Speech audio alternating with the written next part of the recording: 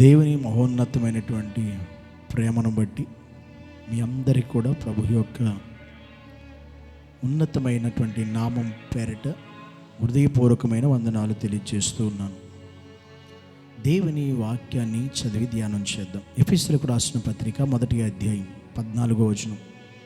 దేవుని మహిమకు కీర్తి కలుగుటకై ఆయన సంపాదించుకొనిన సొత్తైన ప్రజలకు విమోచనము కలుగు నిమిత్తం ఈ ఆత్మ మన స్వాస్యమునకు సంచకరువుగా ఉన్నాడు. చదవబడిన లేఖన భాగంలో ఒక మాట మనకు కనబడుతుంది ప్రాముఖ్యంగా. అది ఏంటంటే ఆయన సంపాదించుకొనిన, దేవుడు సంపాదించుకున్న, అంటే దేవునికి కూడా సంపాదన ఉందా అని ఆలోచన వస్తుంది ఈ మాటను బట్టి. ఆయన సంపాదించుకున్నాడు అంటే ఈ లోకంలో మనిషి సంపాదించుకుంటున్నాడు డబ్బులు, బంగారం, పేరు, ప్రఖ్యాతులు మనకు తెలుసు. దేవుడు కూడా సంపాదన ఉందంటే ఉంది. మరి ఆయన సంపాదన ఏంటి అంటే దేవుని సంపాదన ఆయన సొత్తైన ప్రజలు అని బైబిల్ చెప్తుంది. దేవుని సంపాదన ఏంటి అంటే ఆయన సంపాదన వెండి కాదు, బంగారం కాదు, డబ్బు కాదు, పేరు కాదు, ప్రఖ్యాతులు కాదు.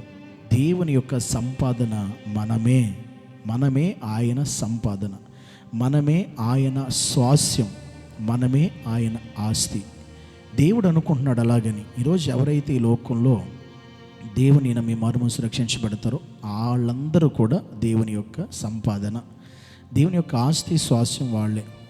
ఇప్పుడైనా మనం అనుకున్న మన జీవితంలో దేవుడే నా స్వాస్యము, దేవుడే నా ఆస్తి, దేవుడే నాకు సమస్తమని మనం అనుకున్నామో లేదో తెలియదు, కానీ దేవుడు మాత్రం ఆయన నమ్మిన వారిని అందరినీ అనుకుంటున్నాడు, వీరు నా స్వాస్యము, వీరే నా ఆస్తి, వీరే నా సంపాదనని. దేవుడికి ఉన్న సంపాదన ఏదైనా ఉంటుంది మానవులే, మనుషులే.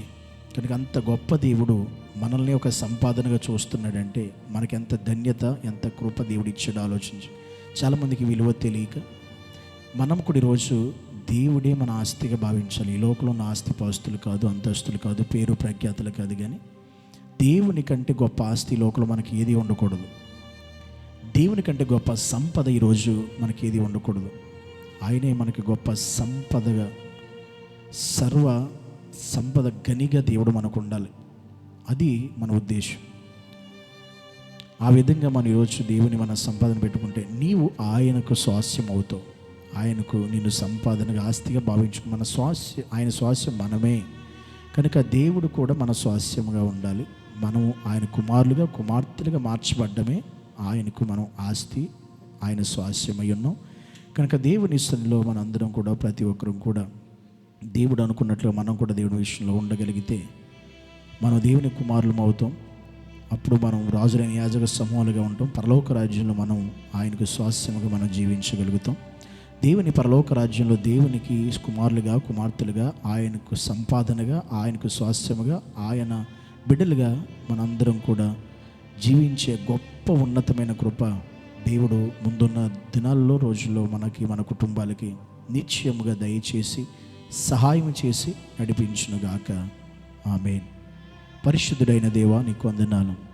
ఈ లోకంలో నీకంటూ ఒక సంపాదన ఉందంటే అది మేము కూడా ప్రభువా, నీవే మా ఆస్తిగా, నీవే మా సంపాదనగా, నీవే మా స్వాస్యంగా బ్రతికే ఆత్మీయ జీవితాలు మాకు కూడా దయచేసి ఈ లోకంలో దేని మీద మేము ఆశ పెట్టుకోకుండా నీ మీదే ఆశ పెట్టుకునే కృప మాకు దయచేయమని యేసు నామములో ప్రార్థించి అడిగి వేడుకుంటున్నాము తండ్రి.